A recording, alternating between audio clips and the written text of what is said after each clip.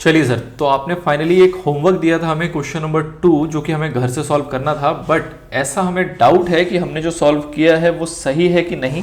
कुछ एक ट्रांजैक्शंस ऐसे थे और ये हमने चीज़ पहली बार देखी है, तो इस वजह से ये डाउट आ रहा है कि हो सकता है हमने इसके अंदर कुछ गलत भी किया हो। तो कोई टेंशन वाली बात नहीं है, हम इसको वन बाय वन समझेंगे डिटेल में। आपके लिए मैंने एक चार्ट बनाया है, इसके अंदर इसको हम फिल करेंगे और फिर समझेंगे कि हमारा क्वेश्चंस कहाँ तक उसको हम समझ पाए, कितनी अंडरस्टैंडिंग हम यहाँ तक में डेवलप कर पाए हैं। इसके अंदर आपका जो कॉन्सेप्ट अकाउंटिंग इक्वेशन में यूज हुआ वो भी अप्लाई होगा, साथ ही में जो आपने अभी रूल्स पढ़े डेबिट क्रेडिट के वो भी अप्लाई होगा। तो पूरा का पूरा अप्लाई होगा। मैं मान के चल रहा हूँ ये क्वेश्चन आपके पास है, ये पीडीएफ आपके पास है। अगर आपके पास पीडीएफ है तो पीडीएफ ओपन कर लें, और अगर पीडीएफ नहीं है तो आप इसका स्क्रीनशॉट ले सकते हैं। इन एनी केस हम इस क्वेश्चन वाले स्क्रीन को यहाँ से हटा देंगे और हम चलेंगे अपने व्हाइट बोर्ड की तरफ और वहां पर फिर इसको समझेंगे। ठीक है, तो क्वेश्चन नंबर 2 सबसे पहला पॉइंट यहाँ पे क्या गिवन है आपके लिए।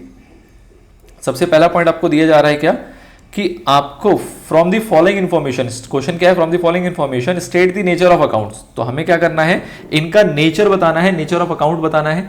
उसके बाद क्या कह रहा है, state which account will be debited and which account will be credited. कौन सा डेबिट होगा, कौन सा क्रेडिट होगा। तो हमने देखो टेबल क्या बनाया, हमने कहा कि हम ट्रांजैक्शंस को यहाँ लिखेंगे। ये तो आप ऑलरेडी क्वेश्चन में जो लिखा है एज इट इज छाप लेंगे। हम देखेंगे उसमें कौन कौन सा अकाउंट इन्वॉल्व हो रहा है, क्योंकि उसका हमें क्या बताना पड़ेगा, नेचर। जब हमें ये पता लगेगा कि कौन कौन सा अकाउंट इन्वॉल्व है तभी हम बता पाएंगे उनका नेचर क्या है। उसके बाद उसके अकॉर्डिंग हम देखेंगे कि उस पर क्या इफेक्ट आएगा, क्या इंक्रीज होगा और क्या डिक्रीज होगा, और अकॉर्डिंगली हम उसका डेबिट क्रेडिट यहाँ पे करके चलेंगे। ठीक है, तो इस तरीके से हमें समझना है। सबसे पहला जो पॉइंट है इसमें वो क्या कह रहा है आपसे, सबसे पहला पॉइंट है, कह रहा है सहदेव ने स्टार्ट किया business with cash 5 lakh rupees. तो आपने अकाउंटिंग इक्वेशन में देखा था कि जब कोई बिजनेस स्टार्ट करता है 5 लाख रुपए से तो कौन कौन सा अकाउंट आपका इन्वॉल्व होता है। एक तो इन्वॉल्व होता है कैश और दूसरा इन्वॉल्व होता है कैपिटल। यही देखा था आपने, जो कैश है वो भी आपका बढ़ जाता है और जो कैपिटल है वो भी बढ़ जाता है। कैश जो है वो आप किसके अंदर लिखा करते थे, कैश आप लिखते थे अपने एसेट्स के अंदर। याद आ रहा है अकाउंटिंग इक्वेशन में कैश किसके अंदर लिखते थे आप, एसेट्स के अंदर, और कैपिटल किसके अंदर लिखते थे। तो सर कैपिटल तो अपने आप में नेचर ऑफ अकाउंट्स है, तो ये कैपिटल के अंदर ही लिखा जाता था। अब जब कोई बिजनेस स्टार्ट करता था तो हम कैश में ले जाके ऐड कर देते थे, तो मतलब इफेक्ट क्या था कि कैश हमारा उतने से बढ़ जाता था, और कैपिटल में भी जाके हम उसको ऐड करते थे, मतलब कि इफेक्ट क्या था कि कैपिटल भी हमारा उतने से बढ़ जाता था। कितना अमाउंट है सर, तो 5 लाख रुपए आपका था जो इसने स्टार्ट किया, बिजनेस में लगाया है। अब ये बताइए, एसेट आपका इंक्रीज हो रहा है तो डेबिट होगा या क्रेडिट होगा, और कैपिटल इंक्रीज हो रही है तो डेबिट होगा क्रेडिट होगा। यहां पे आपका लग रहा है rules of debit and credit. Rules of debit and credit आपको यहां पे अप्लाई करना है। इतना तक तो वो है जो आपने अकाउंटिंग इक्वेशन में ही सीख लिया है, इसके अंदर कोई बड़ी बात नहीं थी। बट अब इसके अकॉर्डिंग इसका इंपैक्ट क्या बनेगा, क्या डेबिट होगा क्या क्रेडिट होगा, वो आपने जस्ट पीछे वाले पार्ट में सीखा और उस अकॉर्डिंग आप अप्लाई करेंगे। अब यहाँ पे एक एसेट है जो कि बढ़ रहा है, तो हमने देखा अगर एसेट बढ़ता है तो क्या होता है, डेबिट होता है। तो हम डेबिट में कितना लिखेंगे, 5 लाख रुपए। और ये एक लाइबिलिटी है, कैपिटल है, कैपिटल अगर बढ़ रहा है तो उस केस में हम उसको कहां लिखते हैं, क्रेडिट में लिखते हैं। तो वो 5 लाख रुपए आप यहां पे लिखेंगे। तो इस तरीके से एक चीज डेबिट होगी तो एक चीज क्रेडिट होगी। ये हम स्टार्टिंग से पढ़ते आ रहे हैं, फर्स्ट चैप्टर से पढ़ते आ रहे हैं, बट वो कैसे होगा वो आपको इस सवाल में देखने को मिल रहा है। ठीक है, तो ये पहला अकाउंटिंग इक्वेशन था। यहां से लेके आप यहां तक जो पार्ट कर रहे हो, यहां से लेके यहां तक, ये आपने अकाउंटिंग इक्वेशन में ऑलरेडी सीख लिया है कि आप कैश में ऐड करते थे, कैपिटल में ऐड करते थे। कैश आप एसेट के अंदर लिखते थे, कैपिटल आपका ऑलरेडी एक हेड है, एक अलग ही नेचर ऑफ अकाउंट है, दोनों इंक्रीज होता था। अब अपने रूल्स की मदद से ये जाना कि अगर एसेट इंक्रीज होता है तो क्या होगा, डेबिट होगा, और अगर कैपिटल इंक्रीज होता है तो वो क्या होगा, क्रेडिट होगा। तो इस तरीके से हमने 5 लाख डेबिट किया, 5 लाख क्रेडिट कर दिया। ठीक है, this is your first transaction. Now second transaction क्या है, कह रहा है परचेज गुड्स फॉर कैश 20,000। आपने 20,000 रुपए का गुड्स खरीदा है कैश में। तो जब आप गुड्स परचेज करते हो तो उस केस में हम क्या करते थे, जब आपने गुड्स परचेज किया कैश में तो आप उस केस में क्या करते थे, आप लिखते थे क्या कि आपने गुड्स परचेज किया तो आप लिखते थे कौन कौन सा अकाउंट इन्वॉल्व हो रहा था। एक आपका आता था स्टॉक, एक आपका आता था स्टॉक, और दूसरा आपने कैश में खरीदा है तो दूसरा इंपैक्ट क्या होता था इसका, कैश। दूसरा अकाउंट क्या होता था, कैश। अब जो ये स्टॉक हम परचेज करते हैं, अगर मैं अकाउंट्स की बात करूं तो जब हम परचेज करते हैं तब हम उसको स्टॉक नहीं लिखते हैं, मतलब कि जब हम परचेज करते हैं तब उसको हम परचेज ही लिखते हैं, और जब उसको कंक्लूड करते हैं तो ये पैसा अल्टीमेटली जाता कहां है, आपके स्टॉक में जाता है। पर जब हम इसको परचेज करते हैं अपने रूटीन के अंदर तो ये आपका परचेज जो है वो परचेज में ही लिखा जाता है, स्टॉक में नहीं लिखा जाता।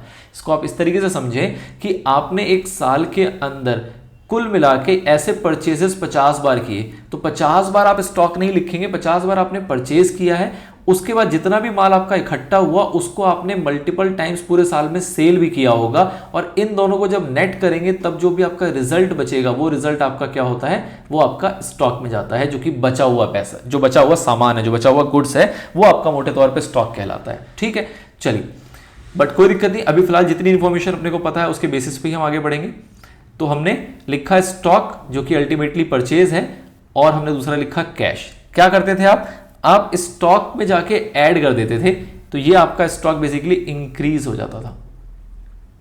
ठीक है, और दूसरा कैश जो है, जब आप परचेज करते हो तो कैश आपका क्या हो जाता था, डिक्रीज हो जाता था, कैश में आप माइनस करते थे। कैश आप एसेट्स में लिखते हो, स्टॉक को भी हम एसेट में लिखते हैं, लेकिन जो मैं आपको पीछे समझा रहा हूं बात, कि जब हम बार बार परचेज करते हैं तो उसको हम परचेज नहीं बोलेंगे, उसको हम क्या बोलेंगे, उसको हम यहां पे परचेज बोलेंगे, स्टॉक ना बोलते हुए। और अगर परचेज बोलेंगे तो परचेज हमारा एक प्रकार का खर्चा है, परचेज जो है वो हमारा एक प्रकार का खर्चा है, और अगर आप स्टॉक बोलोगे तो ये भी एक प्रकार का क्या हो जाएगा, एसेट हो जाएगा। ठीक है, अब आगे इंपैक्ट को समझना। मैं कह रहा हूं परचेज बोलो स्टॉक बोलो कोई खास फर्क नहीं पड़ रहा, बट इन जनरल प्रैक्टिस जब हम मल्टीपल टाइम परचेजेस करते हैं तो हम हर बार स्टॉक वर्ड को यूज वहां पे नहीं करते हैं, हम हर बार किसको यूज करते हैं, परचेजेस को। अगर परचेज वर्ड यूज्ड हो रहा है दैट मींस कि आपने गुड्स परचेज किया है अपने बिजनेस में, उसको फर्दर बिजनेस एनहेंस करने के लिए बिजनेस प्रैक्टिसेस के अंदर। ठीक है, अब एक्सपेंस आपका इंक्रीज हो चाहे एसेट इंक्रीज हो, ये बेसिकली समझाने का मतलब यही है, एक्सपेंस इंक्रीज हो चाहे एसेट इंक्रीज हो, इन बोथ द केसेस आपका रिजल्ट क्या होता है, डेबिट।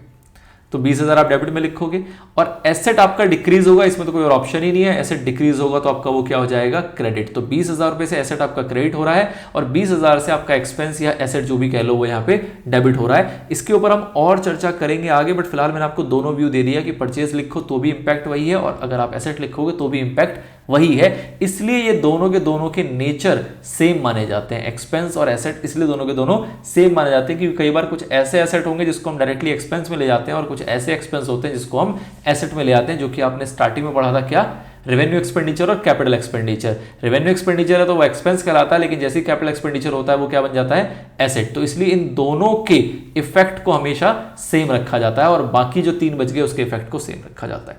ठीक है, तो this is your second transaction. Now third transaction पे आते हैं, परचेज गुड्स फ्रॉम रघुवीर ऑन क्रेडिट 25,000 रुपए। आपने गुड्स खरीदा है, परचेज किया है, किससे, रघुवीर से परचेज किया है क्रेडिट पे। तो आप क्या लिखेंगे, आप चाहे तो परचेज लिखें या फिर चाहे तो आप स्टॉक लिख लें। और किससे आपने खरीदा है, आपने खरीदा है रघुवीर से। तो रघुवीर यहां पे क्या है, आप गुड्स खरीद रहे हैं क्रेडिट पे, उधार पे, तो ये आपका क्या है, ये आपका क्रेडिटर है, ये आपका क्या है, क्रेडिटर है। कौन क्रेडिटर है यहाँ पे, रघुवीर। ठीक है, रघुवीर जो है वो हमारा क्रेडिटर है।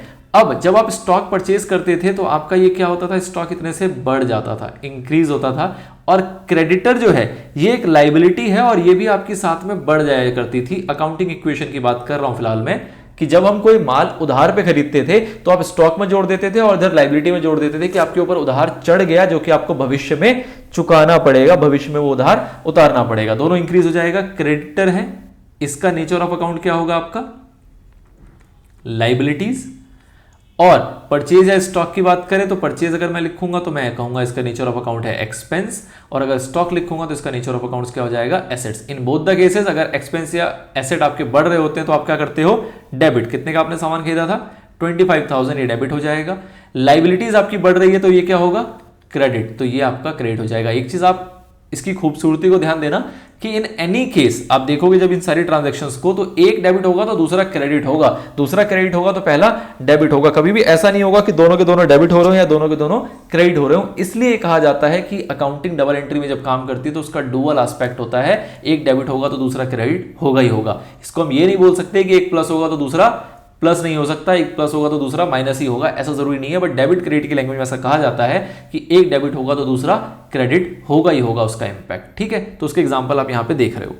फोर्थ ट्रांजैक्शन है आपके सामने, क्या, purchase furniture from fancy furniture house for ₹1,50,000 on credit. आपने यहां पे फर्नीचर खरीदा है, और फर्नीचर खरीदा है क्रेडिट में। जब फर्नीचर खरीदते हो तो आप क्या बोलते हो कि फर्नीचर, एक तो अकाउंट इन्वॉल्व होता है जिसमें आप क्या करते हैं कि फर्नीचर को बढ़ा देते हैं, फर्नीचर आपका ऐड हो जाता है। और दूसरा आपने ये क्रेडिट पे खरीदा है, उधार में खरीदा है, किससे खरीदा है, फैंसी फर्नीचर हाउस, तो आपका एक और यहाँ पे क्रेडिटर बनेगा, और इस क्रेडिटर का आप नाम लिखोगे फैंसी फर्नीचर हाउस। मैंने शॉर्ट में लिख दिया, आप फुल में लिख देंगे। ठीक है, जो ये फर्नीचर है ये आपका क्या है, एक प्रकार का एसेट है, और जो आपका ये जो दूसरा आपका यहाँ पे ये आ रहा है क्रेडिटर, ये क्या है, ये आपकी एक प्रकार की लाइबिलिटीज है। आप उधार में खरीद रहे हैं तो आपकी ये लाइबिलिटी भी बढ़ती है। जैसे आपने ऊपर गुड्स खरीदा था, सेम इंपैक्ट है, यहाँ गुड्स आप उधार में खरीद रहे थे, यहाँ आप फर्नीचर उधार में खरीद रहे हैं, तो फर्नीचर आपका एसेट है और जो क्रेडिटर है वो आपकी लाइबिलिटी है। एसेट आपका इंक्रीज होगा तो आप करेंगे डेबिट, अमाउंट है आपका 1,50,000 रुपए, और लाइबिलिटी आपका इंक्रीज होगा तो आप करेंगे क्रेडिट, अमाउंट है इसका भी 1,50,000 रुपए। ठीक है, वेरी सिंपल। अगला पॉइंट आता है सोल्ड गुड फॉर कैश ₹30,000। आपने गुड्स बेचा है, कैश में बेचा है, कितने का, 30,000 रुपए का। जब आप कैश में सेल करते हैं तो उसकी एंट्री क्या होती है, एक तो आपके पास पैसा आता है, एक अकाउंट इन्वॉल्व होता है कैश, और दूसरा आप कहते थे स्टॉक चला जाता है। अगेन हम स्टॉक नहीं लिखेंगे यहां पे, स्टॉक की जगह पे आप क्या लिखना पसंद करते हो, आप लिखते हो सेल्स। अब सर ये क्यों है, इसको आप फिर से रिलेट करें। अगर आप परचेज करते वक्त भी स्टॉक लिखोगे, सेल्स करते हुए भी स्टॉक लिखोगे तो बड़ी कंफ्यूजन हो जाएगी कि ये स्टॉक परचेज है कि सेल है, ये स्टॉक परचेज है कि सेल है। फिर आपको रूल में जाके ढूंढना पड़ेगा और फिर आइडेंटिफाई करना पड़ेगा कि नहीं भैया ये तो डेबिट हो रहा है तो परचेज है और ये क्रेडिट हो रहा है तो सेल है। तो इसलिए अकाउंटिंग के अंदर क्या नॉमेनक्लेचर यूज किया जाता है कि जब भी कोई स्टॉक परचेज करो तो स्टॉक ना लिखो, क्या लिखो, परचेज, और कभी भी कोई स्टॉक सेल करो तो भी स्टॉक ना लिखो, क्या लिखो, सेल्स। और एट लास्ट जितने भी परचेज होंगे उसमें से आप सेल्स को माइनस कर दोगे और जो बच जाएगा, जो आपका क्लोजिंग स्टॉक बच जाएगा, उसको हम स्टॉक बोलेंगे, उसको हम अल्टीमेटली क्या बोलेंगे, स्टॉक बोलेंगे। बट जब जब परचेज करेंगे उसको स्टॉक नहीं बोलेंगे, जब जब सेल करेंगे उसको भी स्टॉक नहीं बोलेंगे। परचेज को परचेज के नाम से दर्शाएंगे, सेल को सेल के नाम से दर्शाएंगे, और उसको नेट करने के बाद जो क्लोजिंग बचेगा वो हमारा क्लोजिंग स्टॉक कहलाएगा। ठीक है, तो इस तरीके से अकाउंटिंग की जाती है। बट फिलहाल अपने अकाउंटिंग इक्वेशन में स्टॉक वर्ड यूज किया था, इसलिए मैं यहां पे स्टॉक लिख के चल रहा हूं। ठीक है सर, आगे बताइए। अब आगे क्या है, कैश जो है यहां पे आप क्या करते हैं, जब आप सेल करते हैं तो आपके पास कैश आता है या कैश जाता है, आपके पास कैश आता है। जब आप सेल करते हैं तो आपके पास कैश आता है, तो कैश आता है तो आप इसको करेंगे इंक्रीज, और जो कैश है वो आपका एक फॉर्म ऑफ एसेट है। ठीक है, अब कैश एसेट है और एसेट आपका इंक्रीज हो रहा है तो ये क्या हो जाएगा आपका डेबिट, कितने से, 30,000 रुपए से। अब स्टॉक की बात करें, स्टॉक आपके पास से जा रहा है, स्टॉक की बात करो तो ये एसेट है, स्टॉक की बात करो तो ये एसेट है, और सेल्स की बात करें तो ये हमारा इनकम है, सेल्स की बात करें तो ये हमारी इनकम है। अब दोनों के रूल अलग अलग हैं। देखो, अगर एसेट आपका जा रहा है तो आप यहां पे करोगे डिक्रीज, एसेट अगर जा रहा है तो डिक्रीज करोगे। बट अगर सेल्स के एंगल से देखोगे तो आप बोलोगे इनकम है और इनकम तो बढ़ रही है, आपने सेल किया तो इनकम तो बढ़ रही है। अब अगर एसेट डिक्रीज होता है तो क्या होता है, क्रेडिट, और इनकम अगर इंक्रीज होती है तो भी क्या होता है, क्रेडिट। तो इन एनी केस जो आपका ये स्टॉक या सेल्स वाला एरिया है ये क्या होगा आपका क्रेडिट, चाहे आप कुछ भी माने। अभी मैं आपको दो ऑप्शन इसलिए दे रहा हूं क्योंकि आप जस्ट अकाउंटिंग इक्वेशन से करके आए हैं, बट जब हम आगे इसको प्रैक्टिस में लेके आ जाएंगे तब जब हम अकाउंटिंग इक्वेशन में करेंगे तब तो हम स्टॉक में प्लस माइनस करेंगे, लेकिन अगर लिखने की बारी आएगी तो हम परचेज वाले को परचेज लिखते हैं, सेल्स वाले को सेल्स लिखते हैं। परचेज वाले को जब परचेज लिखेंगे तो इसको हम एक्सपेंस मानते हैं, और सेल्स वाले को जब सेल्स लिखेंगे तो उसको हम इनकम मानते हैं, और इनकम के अकॉर्डिंग ट्रीट करेंगे कि इनकम जो है वो आपकी बढ़ रही है, और इनकम बढ़ती है तो क्या होता है, क्रेडिट होता है। ठीक है, चलिए नेक्स्ट ट्रांजैक्शन आपके पास आती है sold goods to Yuvraj on credit 50,000 रुपए। हमने युवराज को सामान बेचा है, और कैसे बेचा है, हमने उसको क्रेडिट में बेचा है 50,000 रुपए का। तो जब आप क्रेडिट में बेचते हो तो आप कहते हो कि पैसा अभी नहीं आया, पैसा भविष्य में आएगा, तो आप बनाते हो उसको क्या, डेटर, और आपका क्या जाता है, स्टॉक। अभी हमने ऊपर देखा जस्ट, तो मैं उसको कन्वर्ट करते हुए चल रहा हूं कि जब स्टॉक जाता है तो हम स्टॉक को क्या लिखते हैं, सेल्स लिखते हैं। क्या लिखते हैं, सेल्स। आपने ओवरऑल देखा इसका इंपैक्ट कुछ नहीं पड़ेगा, जो क्रेडिट है वो क्रेडिट ही होगा, आप स्टॉक या फिर सेल्स लिखो तो कोई फर्क नहीं पड़ेगा। बट इन एक्चुअली जब हम आगे बढ़ेंगे अपने चैप्टर्स के अंदर तो हम इसको सेल्स लिखना पसंद करते हैं। क्यों, उसका कारण मैंने आपको बता दिया, और परचेज करते वक्त हम परचेज लिखना पसंद करते हैं, उसका कारण भी आपको बता दिया। और एट लास्ट जो नेट रिजल्ट निकलता है उसको हम स्टॉक लिखते हैं, और वो क्लोजिंग का होता है, इसलिए उसको क्लोजिंग स्टॉक के नाम से जाना जाता है। तो डेटर टू सेल, डेटर का नाम क्या है, यहाँ पे डेटर का नाम है युवराज। तो कभी भी नाम अगर अपने को गिवन है तो हम उसका नाम भी लिखते हैं, तो युवराज लिखेंगे यहाँ पे, और सेल्स। जब आप क्रेडिट पे सेल कर रहे हो तो डेटर आपका बढ़ता है, आप डेटर में जाके ऐड करते हो अकाउंटिंग इक्वेशन के अंदर, और सेल्स जो आपकी इनकम है वो भी आपकी यहाँ पे बढ़ रही है क्योंकि आपने सेल किया है। डेटर आपका एक प्रकार का एसेट है, और जो सेल्स है वो आपकी एक प्रकार की इनकम है। अकाउंटिंग के रूल पे आ जाएंगे, रूल ऑफ डेबिट क्रेडिट में आएंगे। एसेट आपका बढ़ रहा है तो क्या होगा, डेबिट। एसेट आपका बढ़ रहा है तो क्या होगा, डेबिट। कितने से, 50,000 रुपए से, और इनकम आपकी बढ़ रही है तो ये क्या होगा, क्रेडिट, और ये भी कितने से होगा, 50,000 रुपए से। नाउ इसके बाद अगला बात करते हैं, अगली बात है कैश पेड टू रघुवीर 20,000 रुपए। जो रघुवीर है उसको हमने कैश पे कर दिया, ये हमारा क्रेडिटर था, इसी को हम पेमेंट करने की बात कर रहे हैं। तो रघुवीर को जब हम कैश पे करेंगे तो हम क्या बोलते हैं कि जो हमारा क्रेडिटर है जो कि रघुवीर के नाम से है वो कम हो जाएगा। क्रेडिटर जो है हमारा वो कम हो जाएगा, उतने से क्रेडिट हमारी जो उधारी है वो कम हो जाएगी और साथ में आपके पास से जाएगा क्या, कैश। तो कैश भी क्या हो जाएगा यहाँ पे, कम। क्रेडिटर में से भी माइनस करते हैं, कैश में से माइनस करते हैं। क्रेडिटर क्या है, आपकी एक लाइबिलिटी है और कैश जो है वो आपका क्या है, एक एसेट है। लाइबिलिटी कम हो रही है तो क्या करेंगे, लाइबिलिटी हमारी डिक्रीज हो रही है तो आप उसको क्या करोगे, उसको आप करोगे डेबिट। कितना पैसा है, 20,000 रुपए। और एसेट आपका डिक्रीज हो रहा है तो उसको आप क्या करते हो, क्रेडिट। एसेट बढ़ता है तो डेबिट और घटता है तो क्रेडिट, तो ये आपका क्रेडिट हो जाएगा। इस तरीके से ये भी अकाउंटिंग हो गई। नेक्स्ट आपका है कैश रिसीव फ्रॉम युवराज, 15,000 रुपए आपको रिसीव हुए हैं, कैश मिला है तो कैश आपका प्लस हो जाता है। अकाउंटिंग इक्वेशन में कैश में आप ऐड किया करते थे।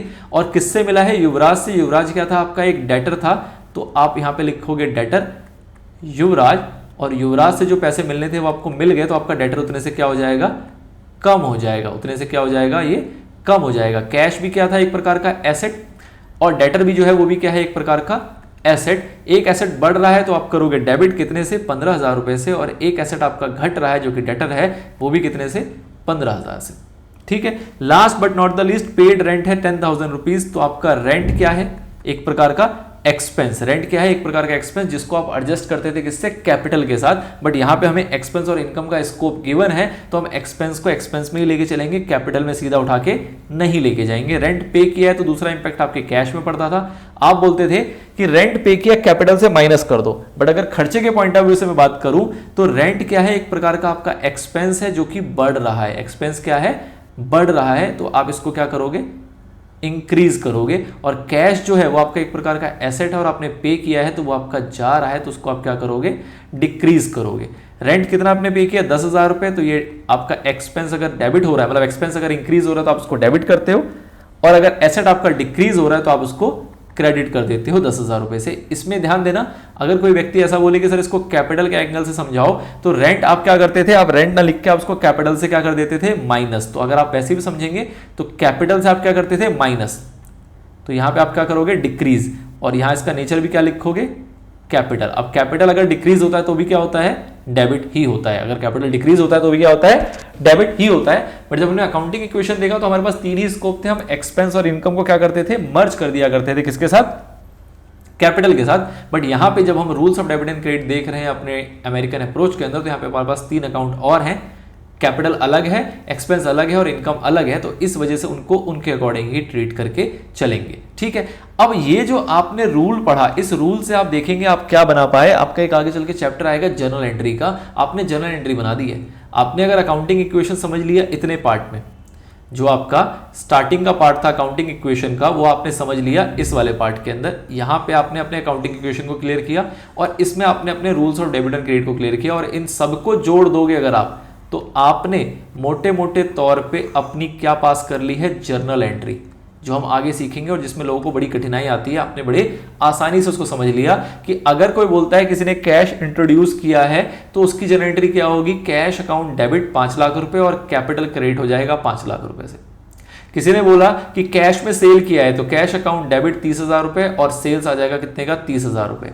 किसी ने बोला क्रेडिटर को पेमेंट दिया है कैश में, तो क्रेडिटर अकाउंट डेबिट 20,000 रुपए और कैश क्रेडिट हो जाएगा 20,000 रुपए। तो ये रूल का फायदा है कि रूल से आप क्या कर पाते हैं, आप अकाउंटिंग एंट्री कर पाते हैं। और ये एंट्री करना आपने सीखा जब आपने अकाउंटिंग इक्वेशन के बेसिक को समझा और rules of debit and credit को समझा। और ये भी हमने अभी वो रूल सीखा है जो आपका कौन सा है, अमेरिकन अप्रोच है।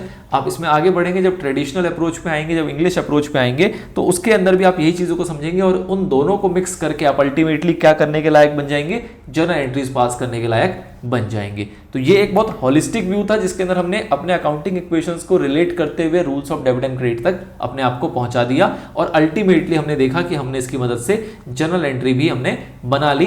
पता लग गया कि कौन सा अकाउंट डेबिट करना है और कौन सा अकाउंट क्रेडिट करना है। आई होप आपको इतनी बात समझ में आ गई है। इन 5 मोटे मोटे रूल के जरिए से, 5 नेचर ऑफ अकाउंट के जरिए आप रूल ऑफ डेबिट क्रेडिट यहाँ पे समझ चुके हैं। अब नेक्स्ट पार्ट में हम इसका अकाउंट बनाना और सीखेंगे, जो कि हमारा इसी चैप्टर का पार्ट है, और उसके ऊपर हमारे पास 2 छोटे छोटे सवाल भी दिए हुए हैं।